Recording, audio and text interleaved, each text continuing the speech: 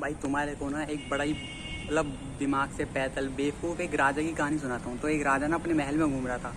तो उसने सोचा भाई साहब यहाँ पे एक गैलरी बनवाई जाए, जिस गैलरी की वजह से मैं अपने जो लोग हैं, जो प्रजा है, उनको संबोधित कर पाऊँगा।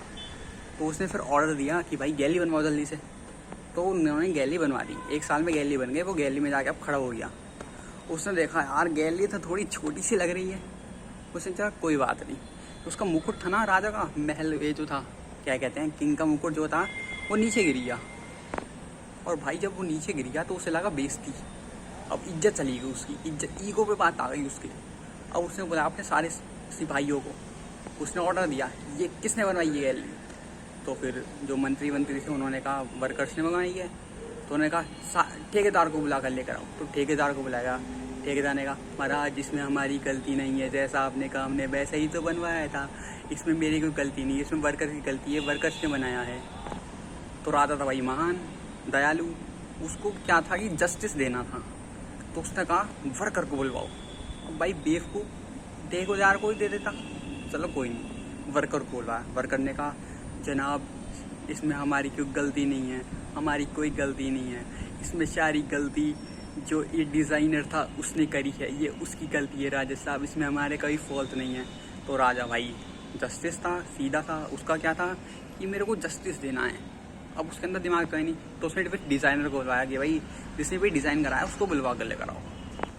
फिर डिज़ाइनर कहता है जनाब इसमें हमारी कोई गलती नहीं है, ये सारी गलती जिसने ये ईंटें बनवाई थी उसकी है, ईंटों के साइज़ वाली की जिसने ईंटें बनवाई थी। अब राजा कहता है यार ये तो बड़ी दिक्कत पड़ गई है, मैं तो जस्टिस निकालने गया था, अब ये क्या हो गया, अब मैं किस किस को बुलाऊं भैया। तो उसने थोड़ा दिमाग लाया, उसमें दिमाग था ही कहाँ जो दिमाग लगाएगा। तो उसने भाई वो ब्रिक्स बनाने वाले को बुलाया। अब वो ब्रिक्स बनाने वाला आया। उसने कहा महाराज ये जो ब्रिक्स का साइज़ था ये सब कुछ आपसे पूछ कर साइज़ करा गया था, आपने जैसा साइज़ दिया था वैसा भाई यहाँ पे डिज़ाइन करा गया है सबके सामने और ऐसा बना गया है। तो उसमें जो सारी गलती है वो आपकी है।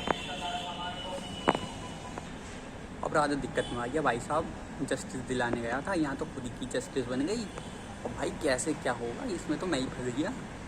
अब राजा था जस्टिस वाला भाई, उसको चाहिए था इंसाफ। उसने कहा चलो इसमें मेरी गलती है। तो फिर सारी प्रजा कहने लगी राजा साहब इसमें आपकी गलती है, इसमें आपकी गलती है। अब राजा को क्या था, अब राजा ने अपनी वो मान ली। अब ये तय करा गया कि उसको फांसी की सज़ा मिलेगी भाई, मतलब तो छोटे से उस पर फांसी की सज़ा, वो भी सीधा राजा को जिसकी गलती नहीं थी। अब राजा को सज़ा मिल गई।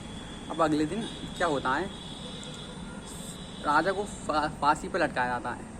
फांसी पे लटकाने के बाद भाई राजा है, उसकी प्रजा भी तो बेवकूफ़, जब भाई जैसा गेहूँ वैसा गुण, भाई राजा बेवकूफ़ तो उसकी प्रजा भी बेवकूफ़। अब प्रजा ने सोचा यार किसको बनाए राजा, अब नए राजे की भी दिक्कत थी भाई गधों के तेज में एक घोड़ा तो होना चाहिए।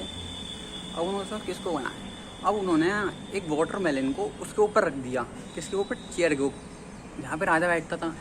अब जहाँ पे वाटरमेलन को बैठा दिया। अब भाई वो गधे तो थे, अब उन्होंने क्या सोचा चलो इस वाटरमेलन को ही बना देते हैं राजा। अब भाई गधे तो गधे भी गधे, अब उन्होंने वाटरमेलन को राजा बना दिया। अब वाटरमेलन राजा बन गया और यहीं पे कहानी समाप्त हो गई। कहानी मेरे को वैसे इतनी अच्छी नहीं लगी, तुम्हारे को लगी तो बता देना आगे।